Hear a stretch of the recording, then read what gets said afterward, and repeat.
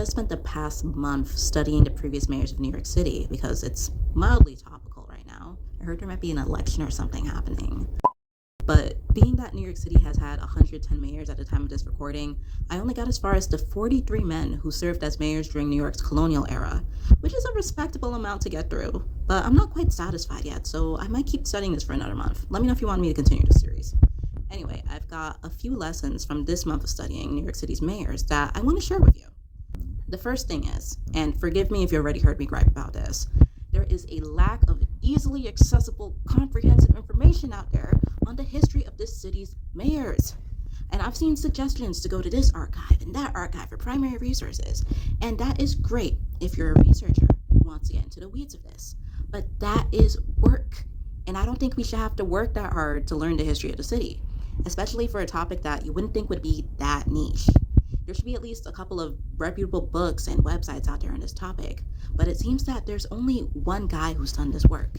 He put together a 2-volume history on New York City's mayors, and I applaud him for it. It has a lot of good information, but good God, it needs an editor. The copy editor in me loses my mind whenever I read it, but it's the best resource we have on this so far. And even then, we still don't know much about these colonial mayors. But here's what we do know. At the time, Mayor of New York City was a position you were annually appointed to by the provincial governor. Only one guy in New York City's colonial history was ever elected mayor, and it was during the confounding kerfuffle that was Leisler's Rebellion. But with the exception of Peter Delanoy, that was his name, New York City's mayors were guys who were pretty chummy with the governor. Can't imagine that happening today with New York City's mayors and governors having this notoriously antagonistic relationship. But anyway, I also learned that most, if not all of these colonial mayors were hella wealthy. They were either Dutch or English, with a few exceptions, and they were mostly merchants, making bank selling goods and or people. In my opinion, most of these former mayors aren't particularly noteworthy, and if they were, that information has been lost to time or it's not publicly available.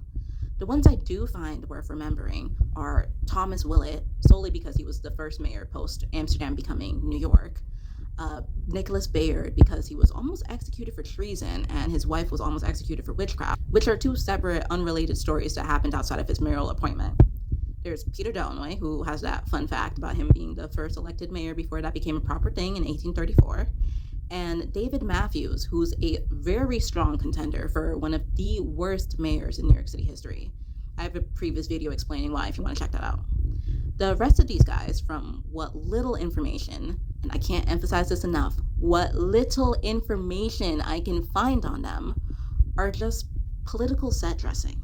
Mostly because mayors back then had very limited powers, especially compared to now.